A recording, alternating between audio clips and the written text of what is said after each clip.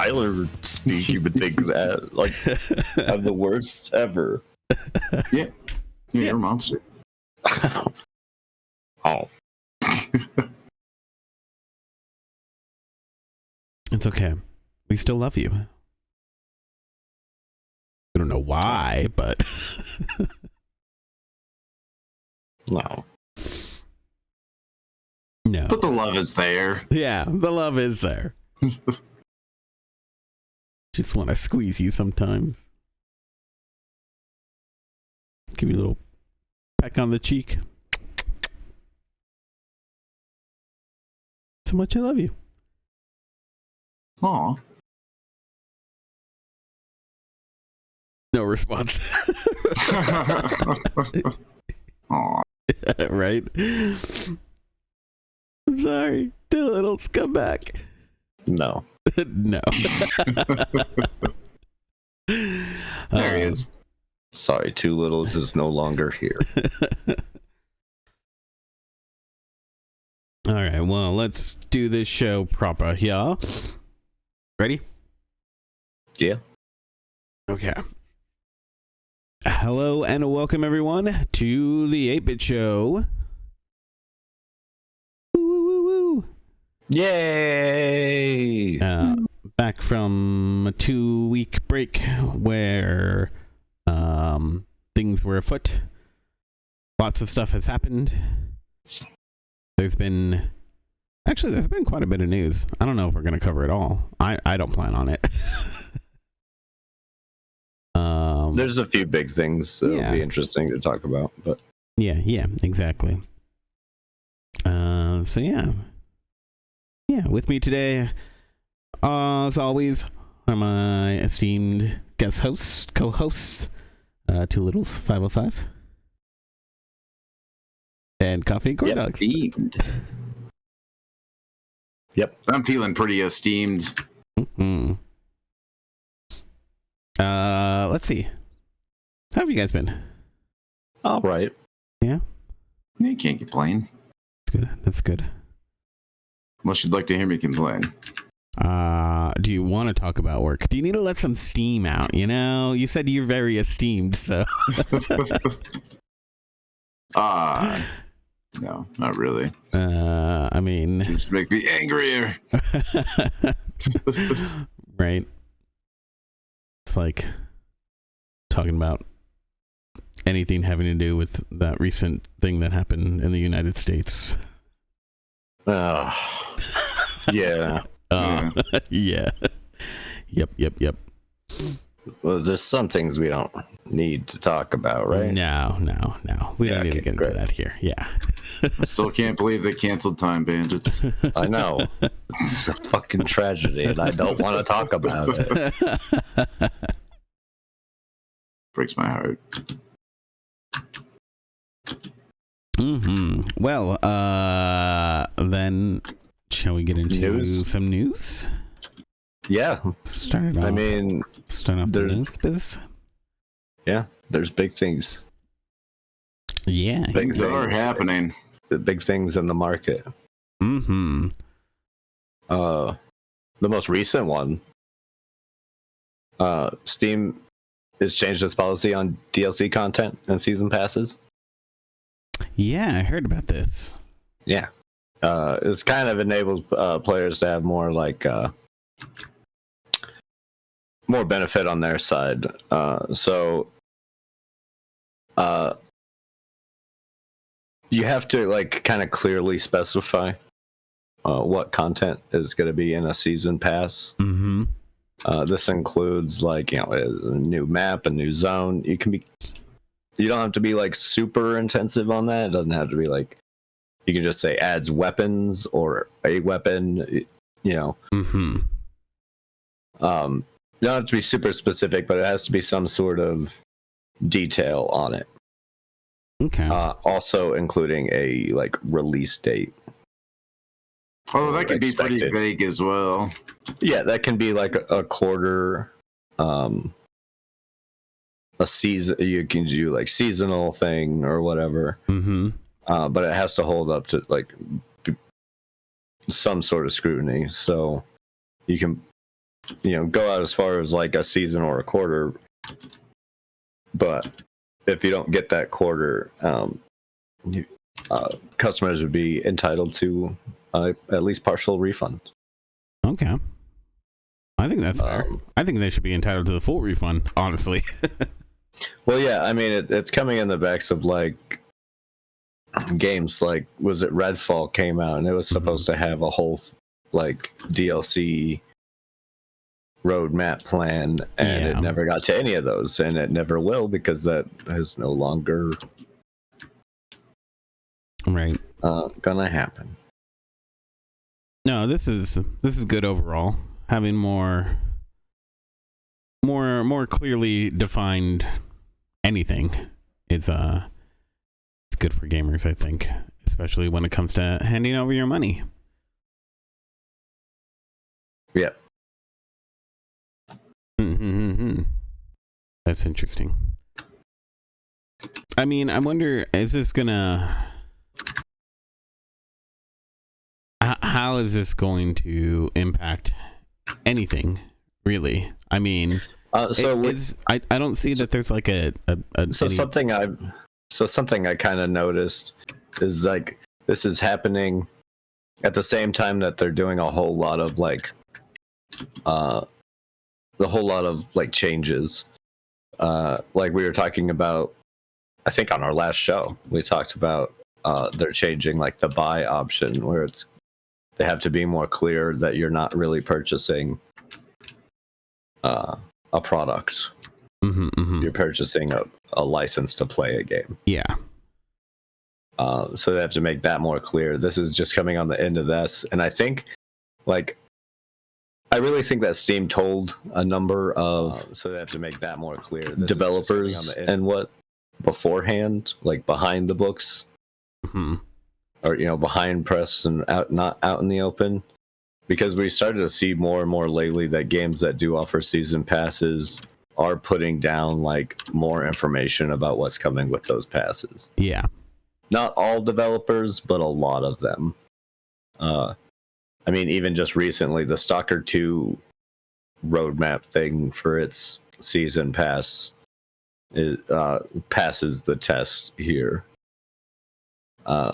But there are certain games that haven't. Like, someone pointed out, I think I was watching Bellular News, pointed out that like Tekken, the new Tekken roadmap and season pass does not meet this criteria.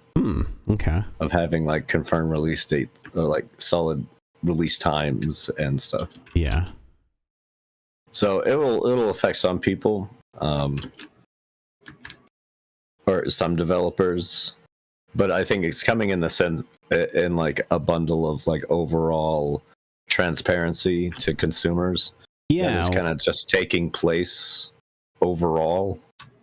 Yeah, well, where I was going earlier is that I don't see a downside really for users at this point, for gamers. So I think overall it's just going to be good across the board, and that means that if Steam is kind of the pinnacle for the criteria that you have to meet, I mean, it's copy and paste over to other platforms. So, anywhere else, it's probably going to be a benefit as well.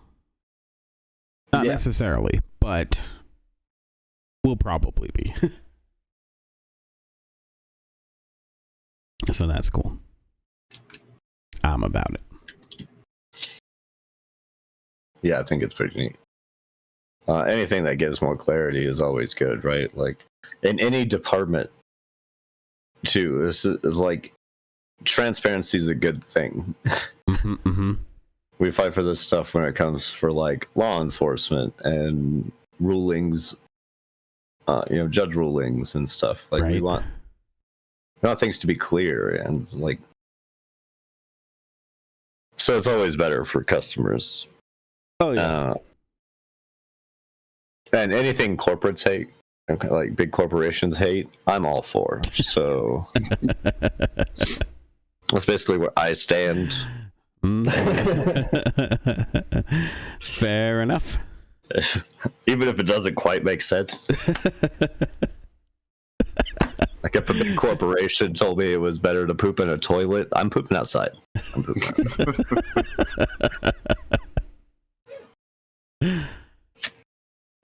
All right, next up, let's see.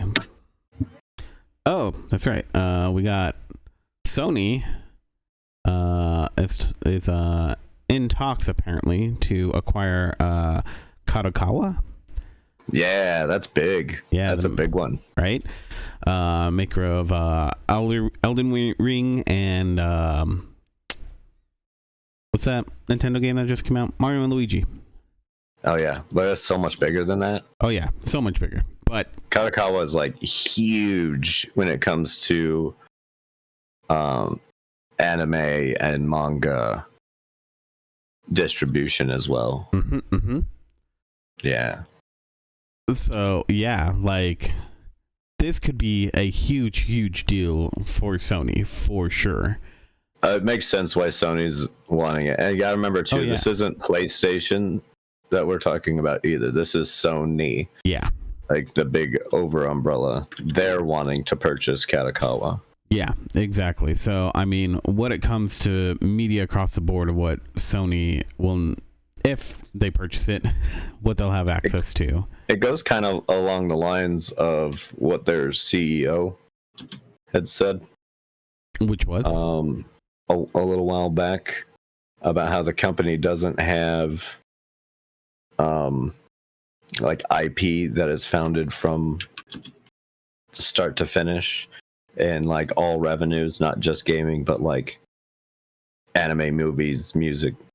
Like it doesn't have its own stuff as much. Yeah. Which seemed kind of ridiculous to people, but this, with those statements, trying to purchase Kadokawa falls right in line with like that sort of goal in mind. Oh yeah, no, 100%. And on top of that, I mean, it's kind of odd that Sony hasn't done that, because that's the way that a lot of these Japanese media culture or media companies are. You know, they want the manga, the anime, and any other media that they can seep their hands into for any of their IP. Because it's different out there. They want it across the board and just little bits of it, typically. And then they want to go with so Sony already has their hands in a whole bunch of anime stuff. I think they own Crunchyroll. Yeah, I think so, right? Which owns a whole bunch of things. And anime and stuff in like Japan works a lot different. Like it works as like you get a manga. You can have a manga, and if that is successful, you'll get an anime. Yep. And if that's successful, you'll get merchandising and maybe a movie and who knows what else. The sky's the limits from there. Yeah, exactly. It's a way that they can push an IP with little risk, and then they can keep increasing that risk and more and more as they make more and more money, right? Yeah, it's a safe bet for yeah, exactly. It's big news though. Like if Kadokawa can get a hold of, or if Sony can get a hold of Kadokawa, that's big, especially for PlayStation people. Oh yeah, well, there's kind of a huge backlash on it, especially with Sony being, or PlayStation being so exclusive oriented. Yeah, that's the big worry right now. As a juxtaposed to most other, maybe besides Nintendo. Yeah. So a lot of people out there, from what I've seen, I mean, and honestly, like, my biggest interaction with the internet right now is YouTube Shorts, and I've seen so many video game content creators talking about how they're not happy about this. I mean, I sort of get that. I get it too. There's still a lot of precedent for even just FromSoft, the developers, working exclusively with PlayStation. I mean, we have Bloodborne. Yeah. There's the Demon Souls. I mean, I think a lot of good can come out of it. Even well before that, PlayStation 1 had Kingsfield, which is from software as well. Yeah, well, I think we're gonna their history together isn't unfounded. And I think they currently even own 2% of Kadokawa. Sony does. Oh, really? That makes sense. Yeah. So with how much that they work with them, so yeah, their talks to buy are to get the remaining bit. And yeah, I mean, I think that means that some great games can come. I mean, it could be a little sad if I'm seeing conflicting things as far as what they own currently. I'm seeing from 2% to 14%. So well, somewhere in there. From two different sources, I don't know entirely. I mean, here's the thing: like, it is going to be a great move for them. It would be good for Sony, not necessarily great for consumers. I mean, I think it could be. The only issue that I think that there really is going to be is, like we said about exclusivity. And so honestly, Sony's getting better at that. Sure, we're having to wait like a year for it or whatever, but they're starting to at least have talks about. You did also hear what was it the CEO of Sony America said? No, maybe not. I don't know. Basically, I can't remember the exact quote, but basically, he said that releasing games on PC, I think specifically on PC, they only really want to do the first one to get gamers to then really want to play and buy a PlayStation and play the sequel on there. That is apparently his plan for releasing more games, at least on the PC. Which is, it's super shady as a bottom line. I don't necessarily see Sony, like the big parent company behind it, really wanting that. Because at the end of the day, the more your thing is on something else, the more sales you're going to make anyway. Right. Like, it's sure. We can have a discussion about how console exclusives can sell consoles. And there's a place for that. But not every game needs to be that. No. And especially in light of like Microsoft having to do like sit downs in front of like Congress and stuff before they purchased Activision. Right. Basically promising not to do that. This is also a big consolidation of a lot of media. So I'm sure this is also going to be coming on some of that. Like, I'm some sure of that decision will take place. Yeah, like the Japanese government has to be looking at this in some way, shape, or form, right? Well, they're trying to consolidate companies anyways over there, like quite heavily.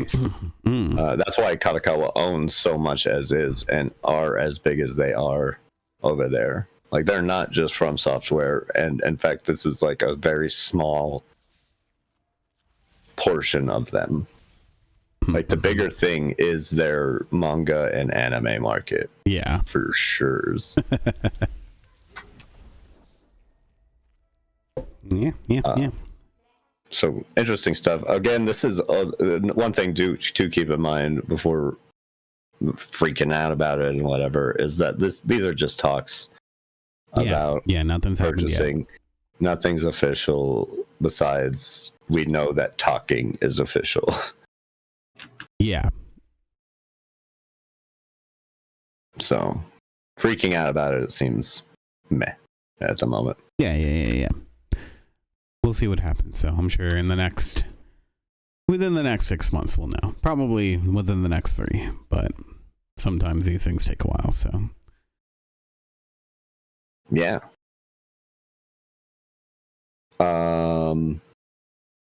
Itch.io. Yeah. Implemented some new rules for creators. They now have to disclose AI generated content in their projects. That's good. I approve of that. It doesn't seem to be for like most of it has to do with like art, like generated art from what I can, assets comprised of generative AI is what they're looking after. Gotcha. So I don't know if they're looking into like AI, like code AI. Yeah. Things. I don't think they are. Or if you're maybe doing like text to speech, or even just speech to an AI. Yeah, AI voices. Well, stuff like that. That's getting interesting too, because there's also now just AI processing of visuals. Does that also constitute what's deemed as normal AI? I think the primary issue that most people have are AI assets, but I think it's also important to disclose any sort of AI that you're using right now. Yeah, I mean, they stated that Itch at a statement on the policy, that is due to legal ambiguities around the rights associated with generative AI content. Where they got their database. Gotcha. Yeah. For it and stuff like that. Yeah, and I think that with all that hitting the market, I think Itch is just trying to keep itself safe, as well as its creators. Yeah. Like, in the long term, this helps every one of the creators avoid a legal battle. Yeah. Because having assets coming from those places. Yeah, and they're not preventing. They're not saying you can't. Yeah. It's just you have to disclose that information on what AI it has. Again, I think that's totally fair. So, yeah, I mean, again, that kind of it falls under the umbrella of transparency, right? Yeah. This feels like this episode has a theme. Indeed. Yeah. What else you got? Anything with that AI wise, it's good news. Let's see. Next up here, I got okay. You want to talk about the Power World stuff? Is there anything really new? So there is. I mean, since the last time that we talked about it, there is some new stuff. Anything groundbreaking? No, there's nothing groundbreaking. Anything that's really going to change the view of what's happening? Kind of, maybe, in ways. Because, okay, so the last thing was Automation Media had some lawyer in an article that basically said that if you look at the lawsuit that Nintendo has brought, that the patent that they're arguing about being able to throw a Pokeball, that was used, basically created long before the patent came out in a GTA 5 mod. And now a lot of people are pointing to this is the reason why Nintendo will not be able to win in the case against Power World. I think it might. I don't know if that's really going to change it much. I don't think it is either. But I've seen everyone saying, "Oh yeah, like Nintendo's done. They're going to lose their patent or anything." But if that argument is brought up, the problem here is that this GTA 5 mod directly says that it is inspired by Pokemon Go, which was the first game that I think ever used this mechanic. And I looked into this a while back. Yeah. It's using the Pokemon Go mechanic. Yeah, well, I mean that patent, all it is a character. Also you're pointing at like a mod. You're not pointing at like a developed game. It's 100% not the same situation. It's not, but you can argue that okay, this was already in being used in the world. And you didn't go after these people. But that's also kind of bogus, because how often has Nintendo actually got after modders for stuff like this? Frequently is the answer. Yeah, there's so the only thing they really did was point Nintendo's lawyers at another target, like. Right.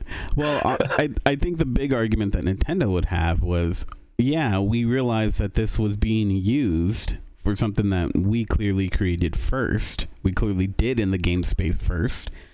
And so we decided to get a patent. So then now we could protect it.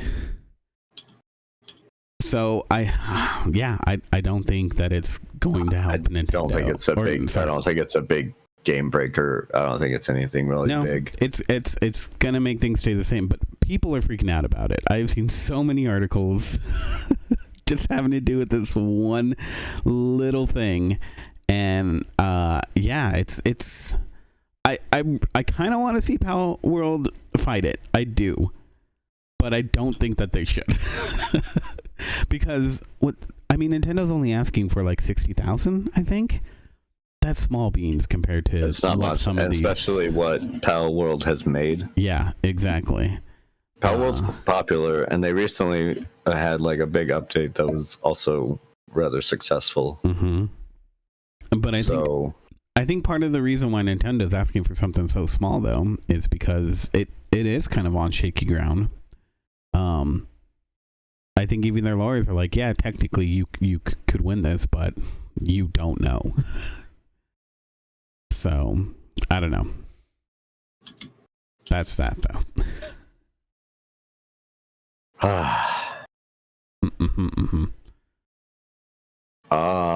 Game of the Year award or nominees got announced. Oh, yeah. For the 2024 nominees, and there's been a bit of a kerfuffle. A kerfuffle with that.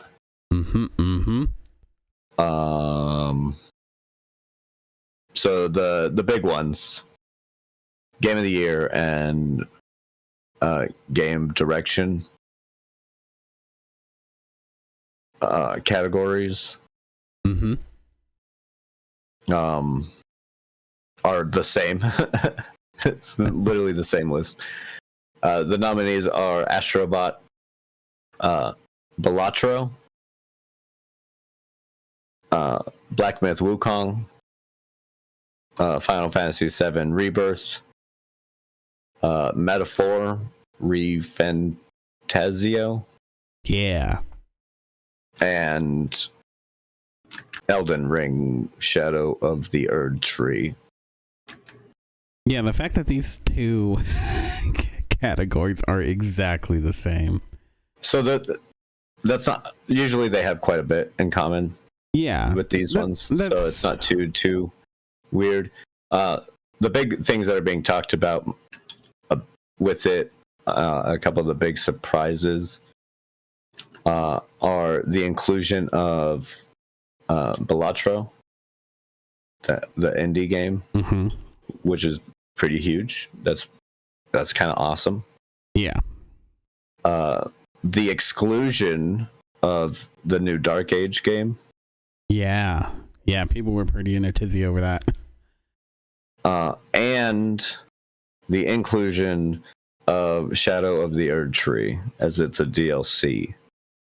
And this has also kind of caused some backlash towards Final Fantasy VII Rebirth, also being on the list. As Final Fantasy VII Rebirth is a remake. And Elden Ring Shadow of the Erd Tree is DLC. I think it's time for Game of the Year to think about how they're approaching this.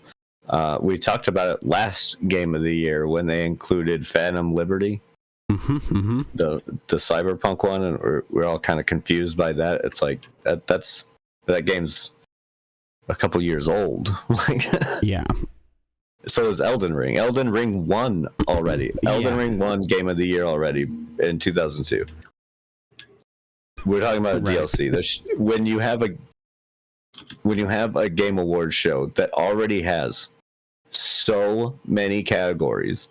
You got Game of the Year, Best Game Direction, Best Ongoing Game, Best Art Direction, Best Mobile Game, Best Narrative, Best Performance, Best Score and Music, Best Audio, Best Adaptation, Best Multiplayer, Best Independent, Debut Indie, Most Anticipated Game, Best Role Playing, Games for Impact, Content Creators,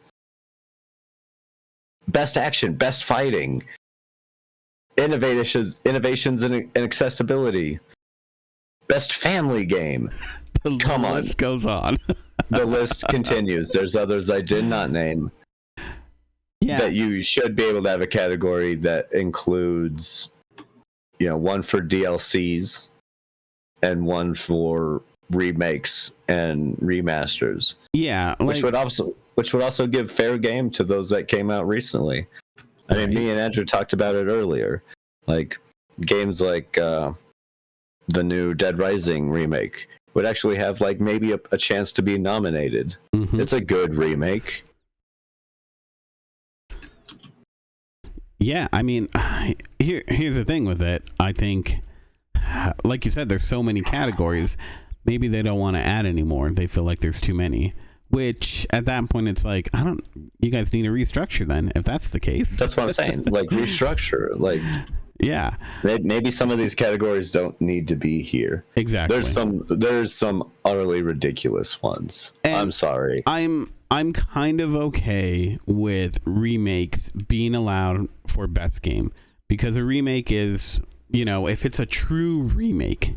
I think remakes, like we were talking about that too, a little different. Remakes can be different. Like, yeah, exactly. The difference between Resident Evil 4 and Resident Evil 4 Remake are pretty heavy. The difference between Final Fantasy 7 and its new thing are vastly different, including story and everything else. Yeah, like that. It's hard not to call it something new. Yeah, exactly, right? I think that's okay. That makes sense to me. Unfortunately, it's hard to say where you draw that line, because there's a lot of games that say they're a remake, but they aren't. That they just have an HD upgrade, basically, but they don't want to call it just an HD upgrade because that's not cool anymore. I think there's been a lot more honesty in that front too. No, I think there has been overall. Because I mean, even the Dead Rising, it's really just a remastering. Yeah, they didn't do anything to change it, really. Mm-hmm.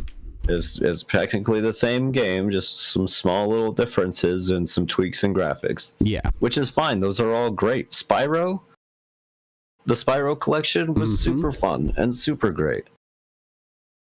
Yeah,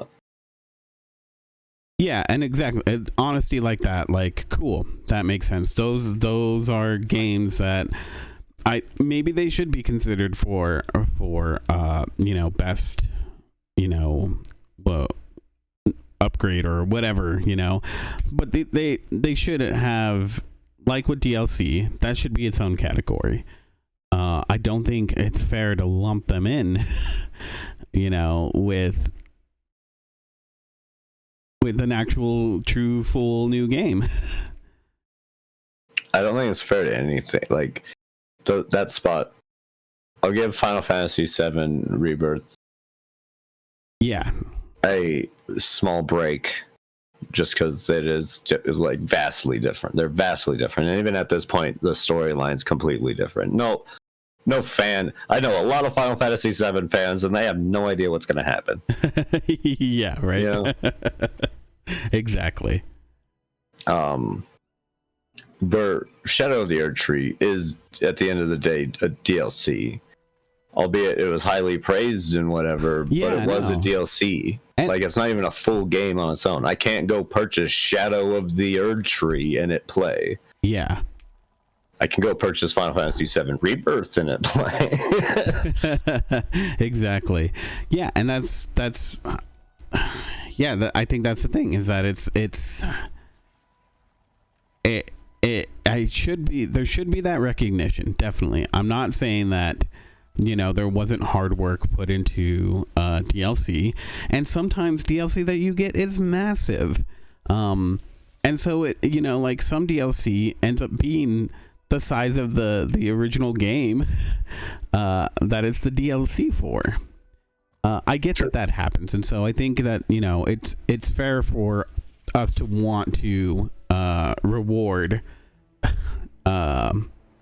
these companies for that in the video game awards, but not in this way. I don't think that's fair. So it's gonna be a contentious year. That's all I'm gonna say.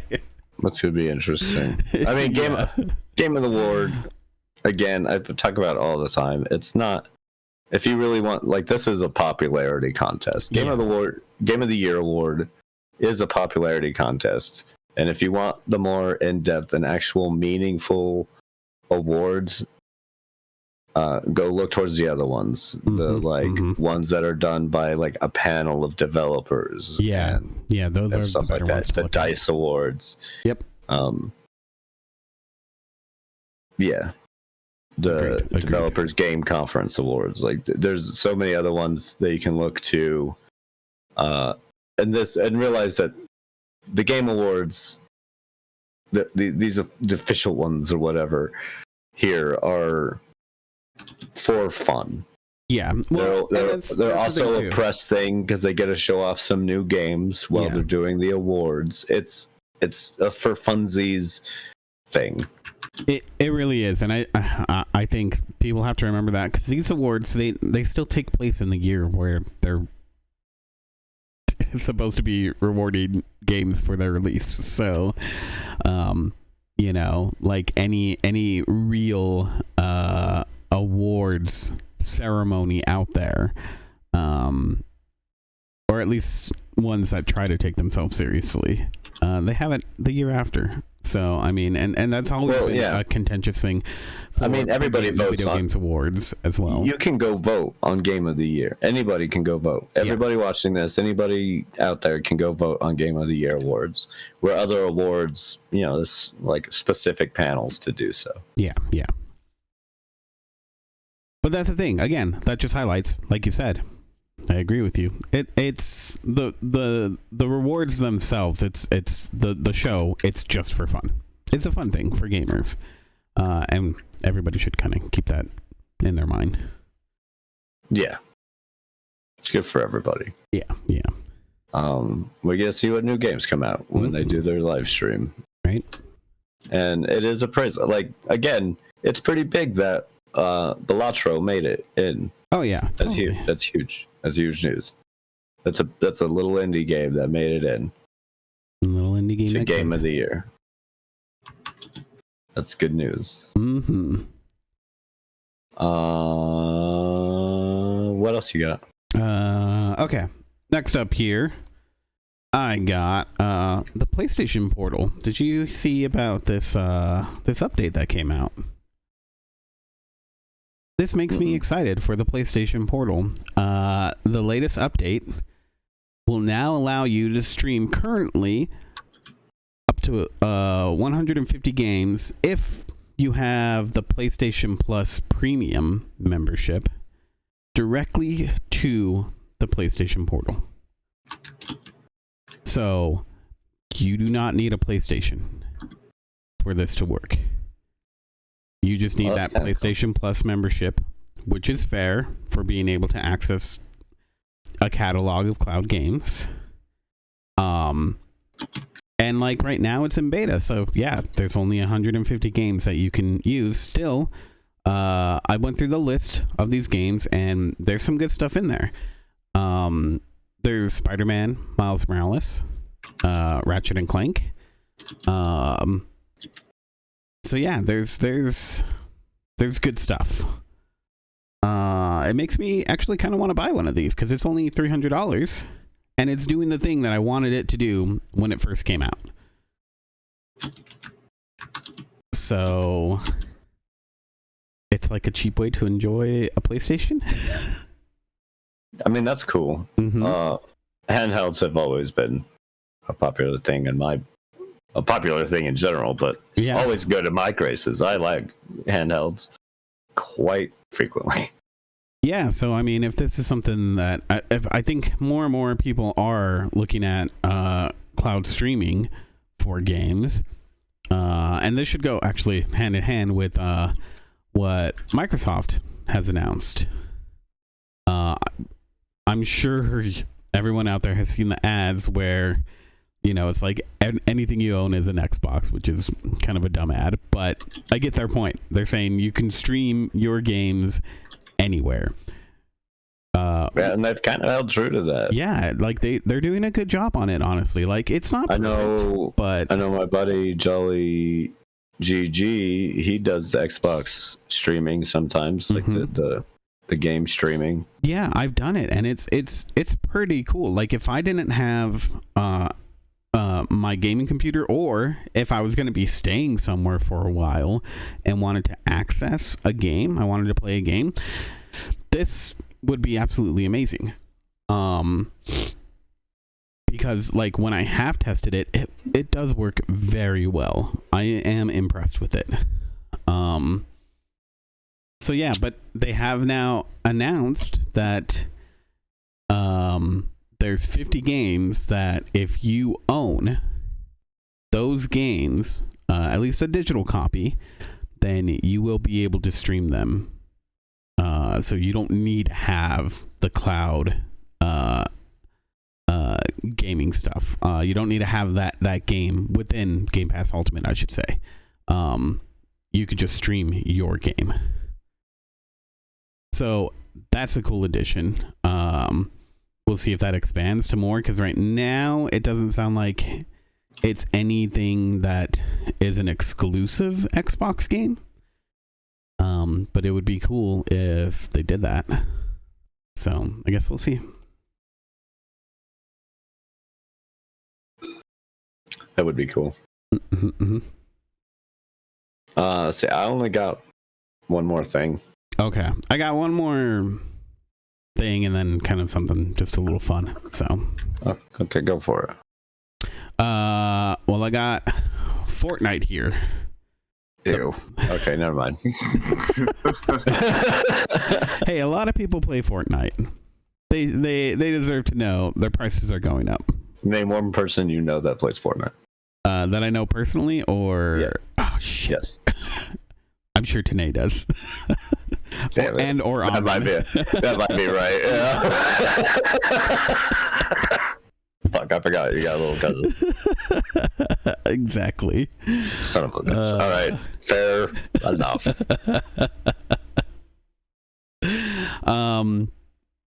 But yeah, so it looks like it's gonna require, I think before it was 950 V-Bucks to get a battle pass.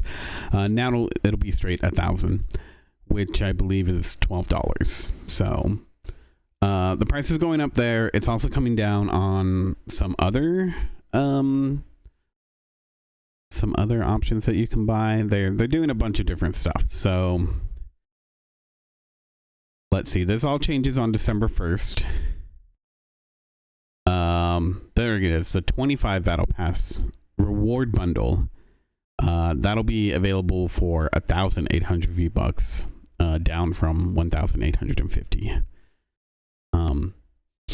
So yeah, there's just price changes, which is kind of a big deal because they haven't ever changed their prices before, which is kind of amazing considering how long the game has been around, which makes me feel a little old now. I've got bad news for you. Huh. You're old. Oh. No! Shut up, old man. I came to terms with that a while ago. Good. I had to. If I had to, everyone else should have to. Fair enough. Fair enough. I guess in many ways I haven't really grown up. You and me both.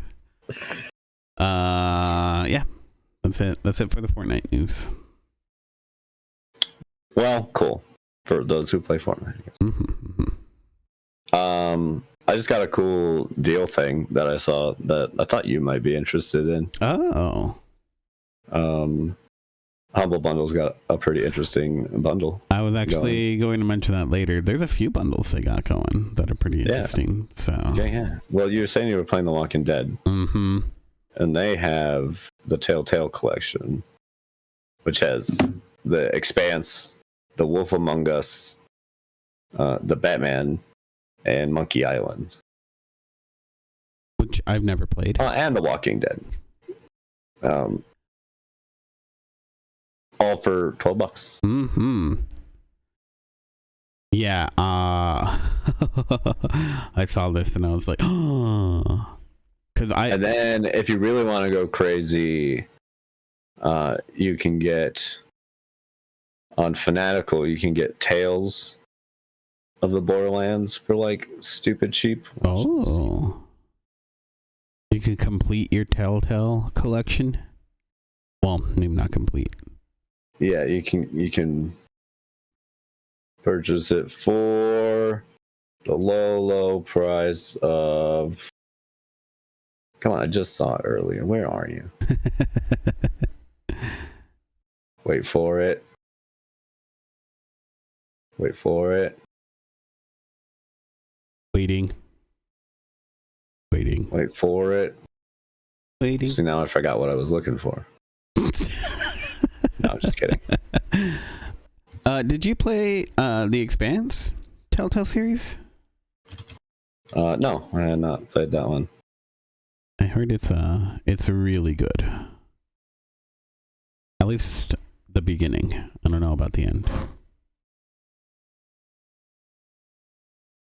But I wanted to check it out. Oh, that sale must have ended. Ah, burn. You lied to me. I never know with Fanatical if the sale's going to still be there. Yeah. You still lied to me. Now I don't know what to do. Oh, no. Okay, it's just under a different thing. Apparently, it's not under Telltale's games in here. You can pick it up for $13. Oh, yeah, cool. Sweet, 33% off. Mm-hmm. Yeah. Well, with that, the last thing I have is the Scott Pilgrim anime. Just for some reason, I guess, apparently people have been asking series creator Brian Lee O'Malley if there's going to be a second season, even though it was kind of stated it's a one shot. So he... Oh, see, I thought you were writing this as a like surprise news, because it's not really that big of a surprise. No, Netflix is canceling a show after one season. Let's be fair. Yes, technically they are. But there was never going to be a second season to begin with. I get that. It's just still it's still funny. It is Netflix still funny, cancels right? everything. Bring back chaos. And then I know you're not in charge of it, but at the same time, bring back Time Bandits. Yeah. Or somebody do it. Just Time Bandits. Damn it. Right? It's so good. I bought it. About the IP. Ooh. So you're the why we don't have anything for it? Yeah. Yeah, he spent all his money buying so the good IP. that a bunch of studios paid me off to not make it so they could keep cranking out crap. There's nothing good to compare it to. I see. That's why all the good shows get canceled. I think. It's my theory on it. I think that's fair. Yep. Seems fair to me.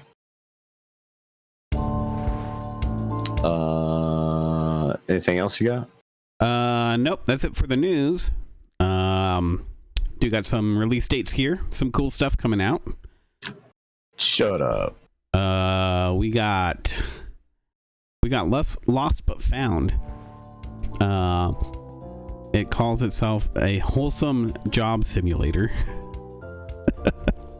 So you're literally the guy at the airport who gets to go through the lost and found and give back people their lost items and whatnot. I think this was on like an early access before, but the full release will be coming out on Monday. And this just makes me think of Fight Club every time I hear about this game. That's cool. It's never your dildo. Next up is... No, it usually is, though. 9 times out of 10, it's 9 a times dildo. out of 10. Next up is Wild Country. Ugh. Why is there an ad here? Country that is always wild. It's true. So, Wild Country, this was what I was telling you about. This is supposed to be a like RPG slash town building slash deck building game. Okay. So yeah, it looks really cute. Looks like it could be fun. There's a lot of things going into it all at once, so we'll kind of see. And hello, Dexter09. How are you doing today? So yeah, interesting stuff for that game. Check it out. Then we got Neon Blood. This I think you might be really interested in, Christian. For some reason, when I saw it, it struck me as a game that you might like. Never mind. What? Never mind. So it's like this 2.5D game, and I think it's like this action-y adventure. I think there's like beat 'em up elements to it too. I don't know. There's something about the visual style of it that was like, oh, Christian would. This is the one you're showing right now? Yeah, the one I'm showing right now. Okay. I do like the art style. Yeah, it's interesting. I like the fact that the backgrounds are really like these high res, like more realistic visuals, and then you just have the pixel sprites in the foreground. Mm-hmm. Like, that's pretty cool. I like it. So, that's Neon Blood. That comes out on the 26th. Up next is Crystal Breaker. This one you might also like. I think all of us might actually like this one. It's a old school shmup. That's pretty much it. There's nothing else left to explain. You shoot all the things. I already have R-Type Final 2. That's fair. Which they actually released, and I was like, what? Right. This is coming to just Steam and Switch on the 27th. Oh, I'm sure it'd be a good Switch game. Yeah, it would be a great Switch That game. portability, Right? Yeah, I can see that. Then we got Glitch Hero here, which comes out on the 28th.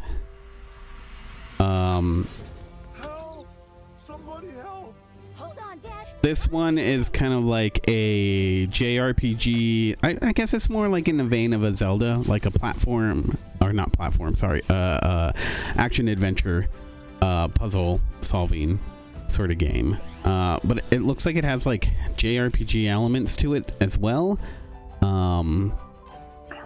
But the gimmick of it is that it's kind of set in like you're kind of Tron, like it sounds like you're trapped in like a computer system, and the things that you have to do are related to programming.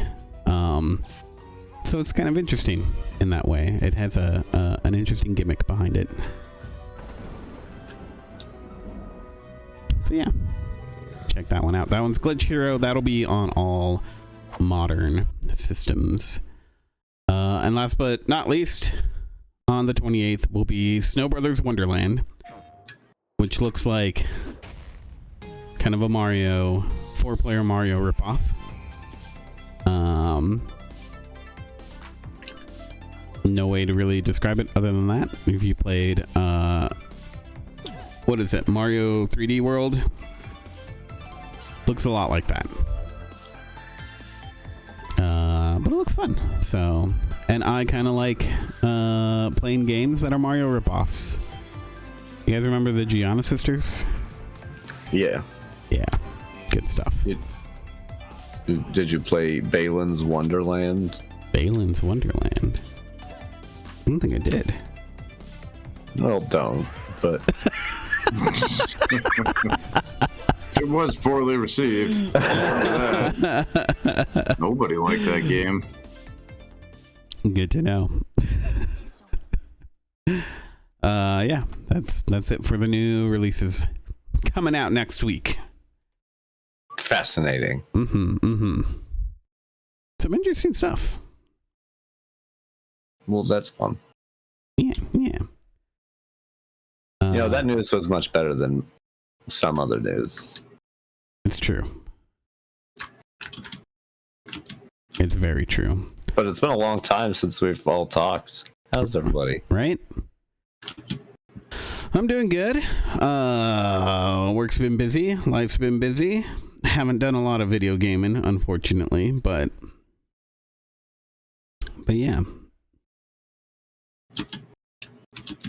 It's because you're not nerd enough. Yeah, your heart's not in it. I'm sorry. You really failed us. I know. It won't happen again. It will happen again. I'm just telling you now. I will fail you so many times. Yeah. Who wants to go first on their weeks? Andrew, how was your week? It was one of the weeks. Certainly one of the weeks to ever happen. Remember, it's been like 3 weeks. There's just been like 2 weeks. Yeah, I was over exaggerating. Oh, I guess 2 weeks is like 3 weeks. Yeah. Yeah, and in the fact that it's multiple weeks. Yeah. And then with everything else going on, it's really felt more like 15 years. Yeah, that sounds right. Yeah. Man, time flies. Yeah, also really busy at work. All that jazz. So mostly that. I picked up this Chef RPG game. Yeah. That I'm playing currently, which is pretty much Stardew Valley, but you're running a restaurant.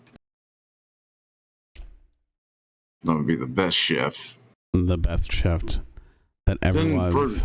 It's also pretty early access, so I think I've gotten about as far in the game as I can right now. Gonna wait for more of it to come out. So I just got to the third act, and I know that's all that's available right now for the game. So, okay. I guess I get to play through the third act. But yeah, it was definitely Stardew Valley. Yeah. It's not bad for that or anything. There's lots of Stardew Valley clones out there. Yeah, I know. It looks pretty good. It's a lot of fun to make food and manage a restaurant. Or yeah, he decided to escape the vigors of his work life. Yeah, I'm getting kind of get stressed out and overwhelmed being a chef. So I go home and play this game being a chef. I'm doing a lot better in this game than I am in real life. So nobody ever gave me a damn restaurant in real life.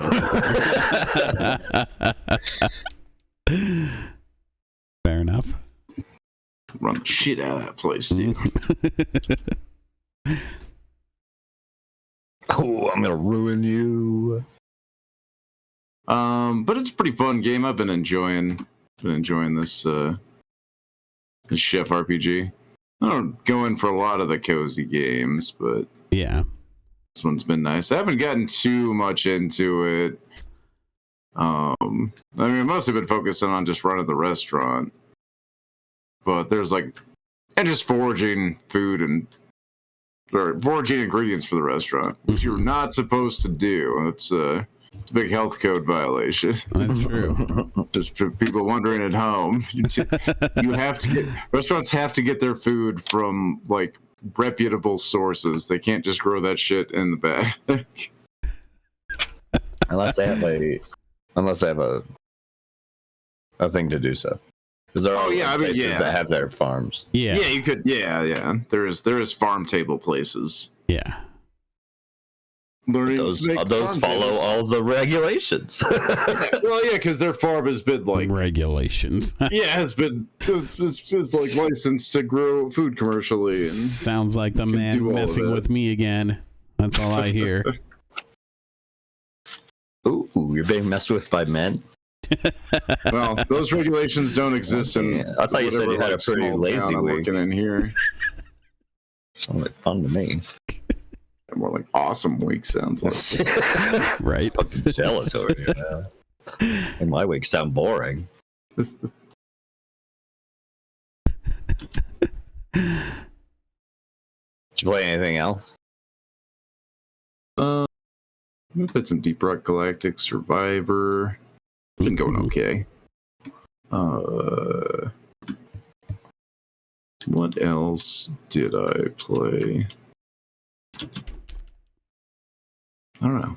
Do people even play stuff anymore? I didn't play too much this week. It's been a busy week at work. Yeah. We're also caught up watching like What We Do in the Shadows and. Mm-hmm. Oh, the new season started. Yeah. Yeah. Did you guys finish? Is it all out? It's not done. It's not done yet. Okay. We've watched what's available. Yeah. So make more available because you get that up faster. FX. Mm-hmm. It was 2 episodes a day. Or 2 episodes a week. No, 2 episodes a day. We'll stick with that. Oh, it's gonna be so sad when it's over though. For the next 4 years. Right. So I have something. Mm-hmm. Yeah, I'm hopefully gonna be starting that up here soon. So it's fun. It's a good show. Yeah, it's a great show so far. Everything that I've seen.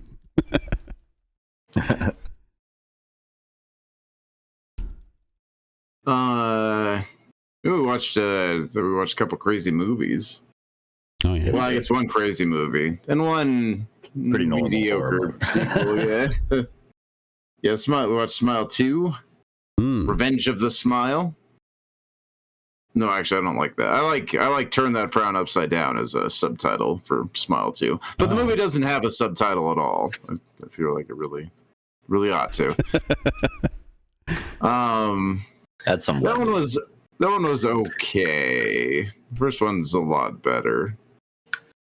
Smile 2 was kind of they retread a lot of the scares from the first one. It's not as good. Oh, the opening sequence was really cool. Yeah, it was a cool concept. Yeah. The opening sequence was really good. All shot in one take. Oh, nice. Or seemingly, at least. Mm-hmm. Yeah, I don't think they actually shot it that way, but I think there was maybe 2 cuts that I saw, but I don't know. But they made it look like it was all one take. That part was cool, and then the movie's kind of it's mediocre horror. Kind of lost the theme of the first Smile, which is pretty unambiguously about like trauma around death, like people's death causing trauma to other people. Mm-hmm. They kind of lost the whole. Yeah, they kind of lost that in this one. That wasn't really about that. Not really sure what it was about, but it was fun. Just didn't have much of a theme. Yeah.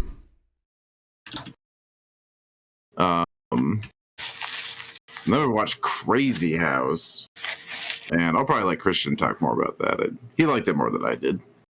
I thought it was okay. I think we'll both agree it was bizarre. Yeah. But yeah, it was. Yeah. I think that's pretty much my whole week. Yeah, okay, sounds good. Fun. Good week. Yeah.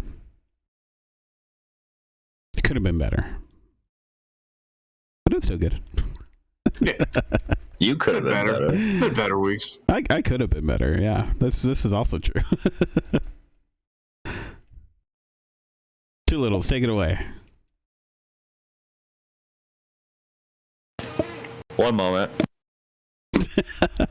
I picked a good time to tell him to take it away, huh? He noped out of there. Yep. Said I'll take nothing. Right as I took a bite of my cookie. That's what it was. Oh man, good times. Yeah, I've had a week, done things, purchased things, read things, watched things. Did you actually?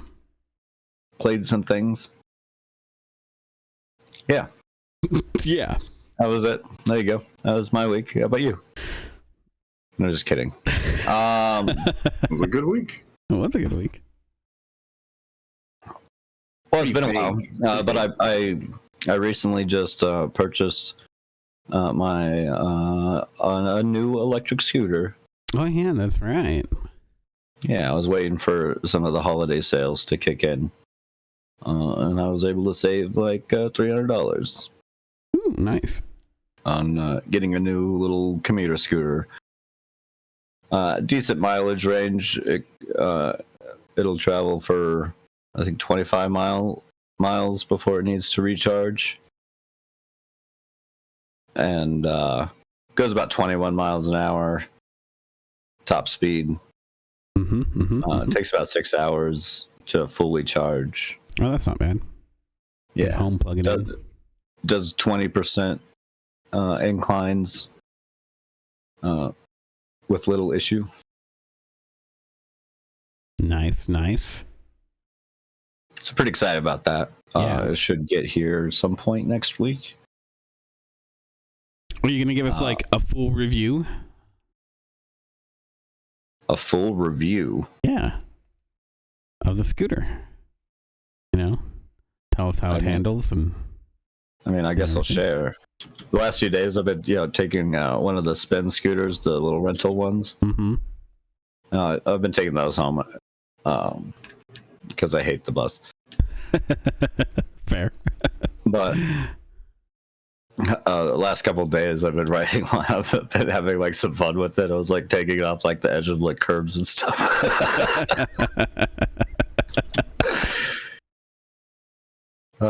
Just play it around. He's gonna take it to the skate park next. No, I'm gonna. I was like, I better get this out of my system before I get my own and fuck it up. Right. I'll fuck up one of the rental ones first.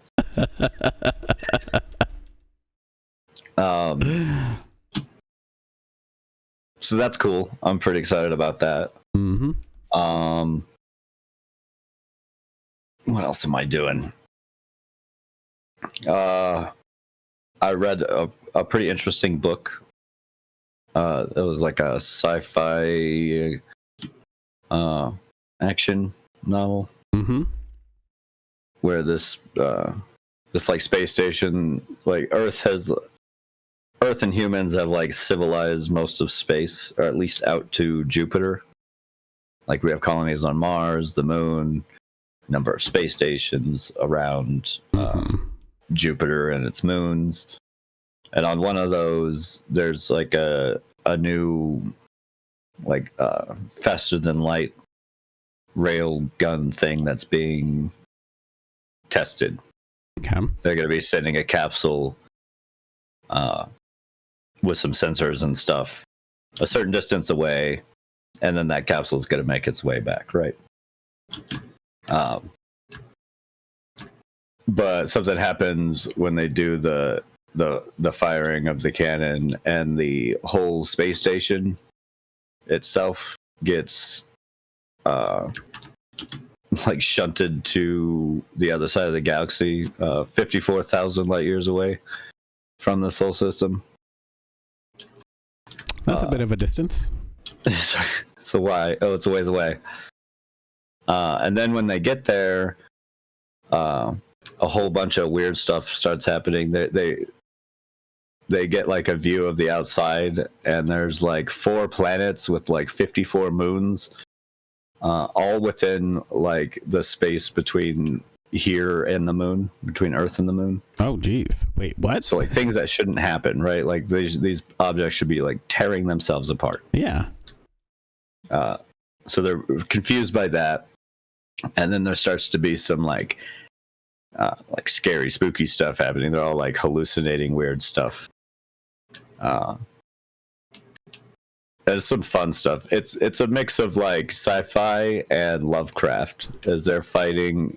They end up fighting an alien race that they find out are the Shoggoth, slaves to the outer gods, which are H.P. Lovecraft, and it holds like this philosophy or this theory in it that like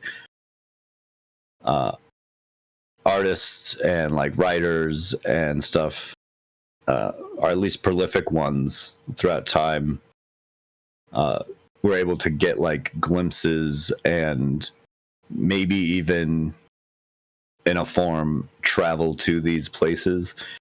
So they point out like H.P. Lovecraft, obviously, and like the connection between these aliens that they're fighting and the like outer gods and stuff. Yeah, that's cool. So it kind of basically in this, it's the outer gods are real, and like Cthulhu and stuff is real too, and went to Earth and sleeps under the ocean. But the writing was really fun. There's definitely like clear inspiration from like Lovecraft's writing in the way they like to describe things. It's really fun. It was really good. It's called Necrotech. And it's written by Jonathan Mayberry. Pretty good. Okay. Pretty good book. And it's book one, and they're starting to try and like at the end of book one, they're starting to try and set up on one of those planets and like start to terraform it, because obviously the space station, along with like 12,000 people, right, got shunted to the other side of the galaxy, and like getting home is questionable at best. They're gonna try to do what they can or whatever, but they also got to try and survive and withstand. So terraforming the planet and setting up some sort of structure in that area is going to be their thing. And also these Shoggoth aliens now know that Earth exists and are going to try and destroy Earth, as any good alien race who finds out Earth exists and what Earth has been up to is likely to do. Yeah, I think it's fair. Their tummy's got the rumblies. Yeah, that only human hands can satisfy.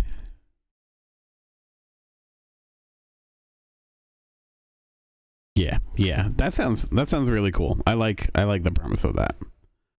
It was a pretty fun book. I quite enjoyed it. Let's see. I purchased a few new games. I'm playing one right now.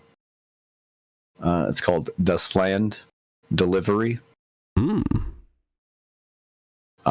you deliver dust? No, I do deliveries in I have land. Okay, cool. The landowner. But you don't deliver that land to anyone else. Why would I bother? Nobody wants it. Okay. Sorry. Continue with the actual. I'm so sorry for interrupting. It's pretty cool. It's a pretty cool little game.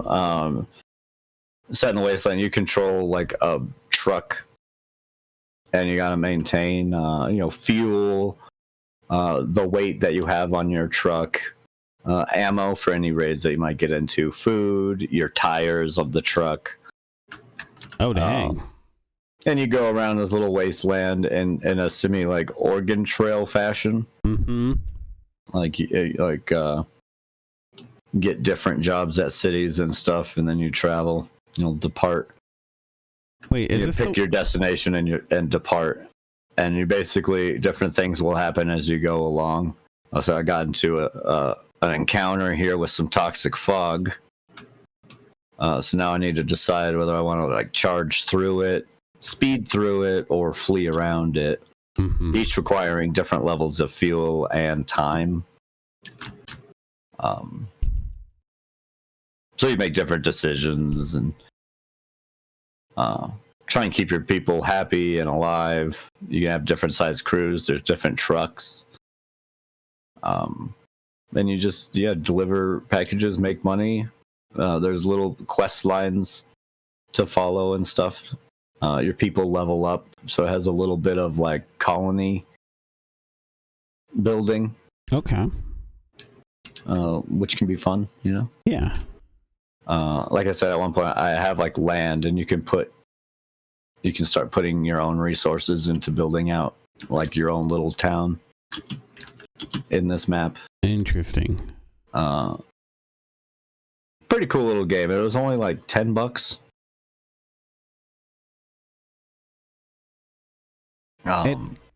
It sounds very similar to another game that came out recently that I was wanting to check out, but this sounds a little more full, honestly. Full featured. There's a lot. It's deeper than like you would think. Mm-hmm. Because like, again, it kind of looks like you're just playing Oregon Trail. Mm-hmm. Mm-hmm. Like, it's nothing big. You're watching your truck roll around the thing as you watch your guys eat different rations, talk and try and grow their like relationships with each other. They'll fall in love, but you don't really have control over any of that. Like, you just control the overarching where you're going. Yeah. You got to maintain like the heat in your car, the different conditions you're driving over, and then the repairs as needed. Mm-hmm.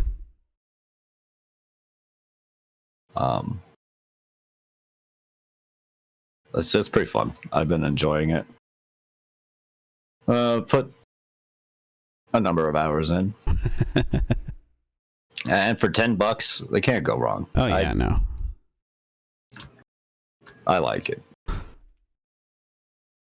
That's good. That's good.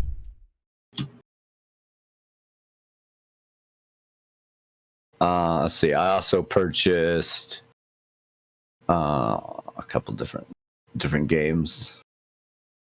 I purchased Trash Goblin. Ooh. Which you play as a trash goblin. That's good. No, you like clean and uncover like little trinkets and stuff, and people will come by your little shop and sell them. That's a very casual game. There's no time limit really or anything like that. Mm-hmm. You just go through your day cleaning objects, and you can combine some of those objects together, even in silly ways, to try and earn more money. That's cool. That's cool. Another cheap game for like $14. Yeah, yeah. Purchase a dog.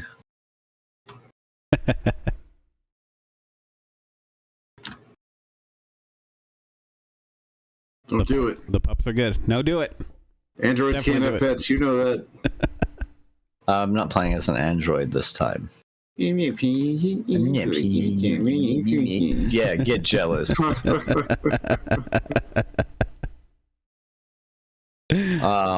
Jealous of what? You My need dog. to consume food and water. At least I don't drink fuel.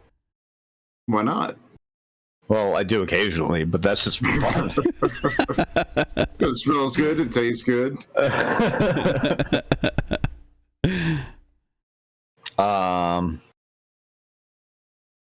Let's see. I also got a couple other games. I got a game called Eileen. That's like a little survival crafty RPG game. Okay. It also kind of feels like NetHack a little bit Oh, okay. in its structure. Mm-hmm. I haven't played too much of it, so I don't have any strong opinions yet. It seems to be pretty in depth in crafting and exploring. Mm-hmm. So no real thoughts yet. I'll get back to you on it. Okay. Okay. I picked up another game called Blood Running. which is a little top-down extraction shooter, which I'm sure you've heard me talk about the game Zero Cybert before. Yeah. This is that with different paint. But it's basically the same game, so I'm gonna love it. Yeah. And there's that. Let's see, what else did I do? I did watch Smile 2. That was okay. Some cleverness in like what they wanted to do, but also some like kind of big plot holes with how they went about things. Yeah, and some that they just put in solely because they wanted to like repeat the first movie. Mm-hmm. So what? It's questionable things in it, but it was okay. We watched that Crazy House, a horror movie with Nick Frost, who's also in on all of Simon Pegg stuff. Mm-hmm. Which follows like a Christian sitcom family who gets like a home invasion of like these Russian guys who start like tearing apart their house. And things go just off the walls, crazy, bonkers, bananas, as is one. It's very descriptive. It definitely becomes one crazy house. Mm-hmm. And it's all like, it starts out with, shot in front of a live studio audience, and you hear the audience laughing at all the like little cheesy bits. Nick Frost, our main character, has a catch line. And it just becomes so weird. I don't even know. I like the movie, but I don't know if I would ever recommend it to anybody, nor do I know if I can really describe its point. Is it like kind of like existential meta sort of stuff going on? It seems to be like our main guy is like a Christian, a heavily Christian family man who's also kind of a klutz. Like his main tagline is something like "Oops, what a mess." Type of thing. Gotcha. Something. And he's like, at the beginning, he's talking to his kids. His like daughter is just at the age where she's getting interested in boys, and he's trying to give her advice on that, but is trying to do it in like a Christian way, which gives zero answers to anything. And then he goes and talks to his like son, who's like a scientist nerd kid. And he's like in his room playing with some like chemistry set. Mm-hmm. And he starts talking to his son about who the greatest scientist ever was, and it was God. And then like his son's like, "Well, what about evolution?" And he gets all mad. It's like, "No, forget that. Just believe. It's just science stuff." That's all mad. And so it kind of paints him as that. And then these Russians come in and just totally turn everything around. The girl falls in love with one of the kids, with one of the Russian guys. The boy falls in like a friendship with one of the Russian boys, and they go make meth together and become meth heads. The girl ends up begging that guy and thinks she's pregnant. Her wife, or the main dude's wife, gets all sick and fucked up and frustrated with him, and ends up falling in love with like the main Russian guy, who they're not good guys, they're all bad guys. Mm-hmm. And it just becomes like this weird like fever dream of a movie. Fever dream of a movie. Interesting. It sounds like it. Including gum babies and what? it ending like any other sitcom with the family. He was my favorite character. I'm telling you, it's a weird wackadoo movie. If you like just mind fucked movies, you'll probably like it, but it's weird. It was a weird one. Okay. We'll see. I might have to check it out. Okay, but no, I don't recommend it. You can't get mad at me. I can't believe Christian recommended this movie. I know, right? What was he thinking? Come back next week with that, yeah. Why would you tell me to watch that?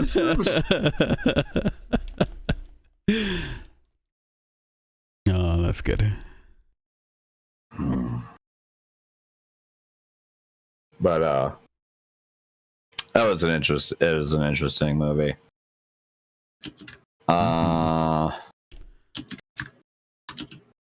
Man, that's about it. I got a pretty slow week coming up, so probably be playing more games by next week. Yep. I just downloaded Stalker 2 because it's on Game Pass, so I'll be able to talk about that. That's a new game that just came out. Yeah. I've heard it's kind of buggy, but I've also heard some pretty good praises about it. Yeah, I've heard overall good things about it.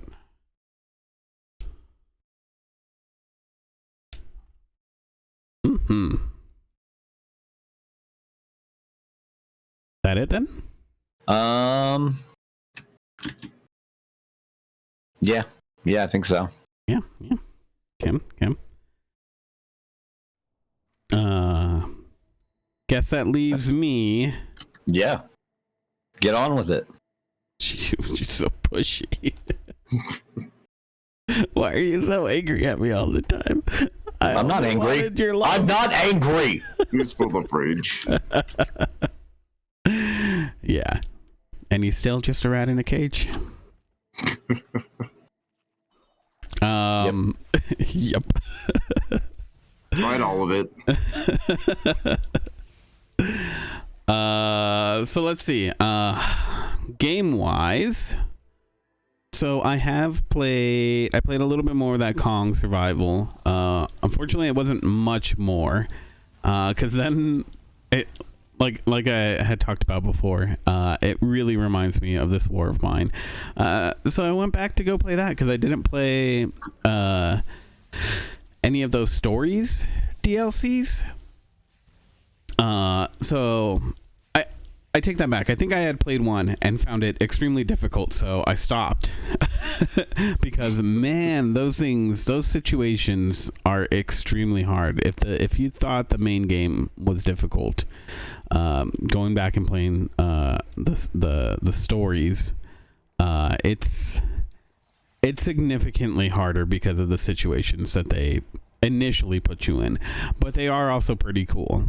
The one that I was playing through was the journalist one, which it's a huge handicap to start off with because one character, the journalist himself, he's crippled. When the war started, it was like he got injured and that's it. He can't even get down the stairs at this point. So you are confined to one level of your house with this character. But his wife, you can play as her to go out and scavenge at night, and she's also tasked with trying to find news stories that he can broadcast to help people. And if you don't find any news, the journalist guy will just get more and more depressed that he's not helping people. So it's crazy. It was super difficult. I haven't beaten that scenario, but I kind of want to. So yeah, it was interesting to go back and see all this other stuff that's there, and we'll see how that'll go. And I've been continuing to try to do the no die run on Ori and the Blind Forest, so that has been a chore because I don't seem to be really getting much farther at this point. It's I think I've gotten so used to what I should be expecting at the beginning of the game now. Like I can run through that pretty fast. But so now I'm just making a bunch of mistakes early on and dying too early, you know. So I got to try to be more careful, but I really want to do this. This is my new goal. I love this game, so it's been fun. Crazy. Despite the difficulty, it's been very fun. No death runs or something that I just don't think I would. I have no desire to ever frustrate myself to that point. I've never really tried before with anything, but I'm loving this game so much. It's so fun to play that it gives me an excuse to play it. And yeah, like I said, I'm loving every bit of it. So I mean, teach their own. You lunatic. I am. I kind of am with this. It's a little much, but that's okay. Let's see. Other than that, though, unfortunately, I haven't been playing anything new. No, nothing new.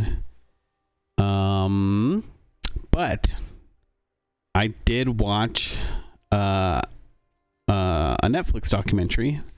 I actually heard about it on the CADcast. It's called The Greatest Night in Pop.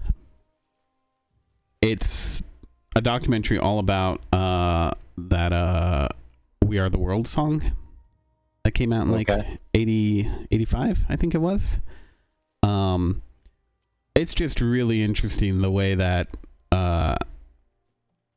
Lionel Richie and I forget the producer's name, how they're all able to get these giant names together. And like essentially a big part of it is getting these people to as they say, you know, check their ego at the door because they were trying to do something, you know, that's pretty admirable, you know, trying to just raise funds for all the shit that was going on in Africa at the time. And I guess the song is still making money. So that's pretty cool too. I didn't realize that it's still helping. But yeah, listening to all these people just talk about that one night and how, you know, there's all these huge artists, you know, there, and, you know, the fun they had and the fact that they were able to all come together, and yeah, they've been trying to recreate something like that ever since. Oh yeah, exactly. Those stupid politicians going out there trying to sing Imagine. Right. So yeah, it was super cool. I highly suggest it to anybody who's interested in music history at all. It's a pretty cool moment in time, I think. And then I have been watching from season 3. This season is far more brutal than any other season so far.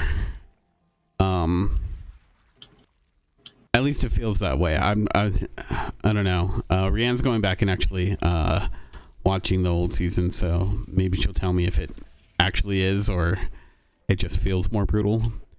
But yeah, oh my god, I can't spoil it, but one of the things that happens is just like, it's so brutal what these creatures end up doing to one of the characters, and it's just like, Jesus. And it's like, it's not just that, it's not just the fact that it's been brutal in like a gruesome sort of sense, but also just the psychological mindfucks that are happening now are also like pretty crazy. So yeah, I think they're wrapping it up. It's been really good. We just have, I think, the last 3 episodes to watch now, which the next one comes out, the last one of the season comes out next week. So yeah, so next week I should be able to tell you guys how that season goes. But it's been really good so far. Cool. Yeah. And I think that's actually it for me. Yeah, I can't think of anything else.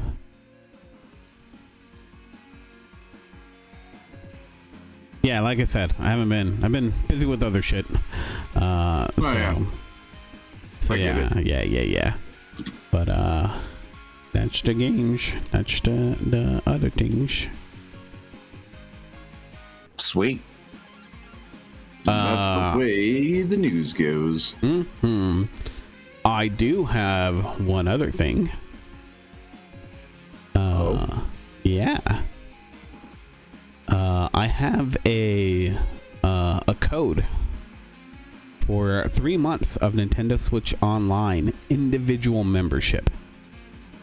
Keep in mind, this cannot be redeemed by a Nintendo account with an active subscription or part of a family membership.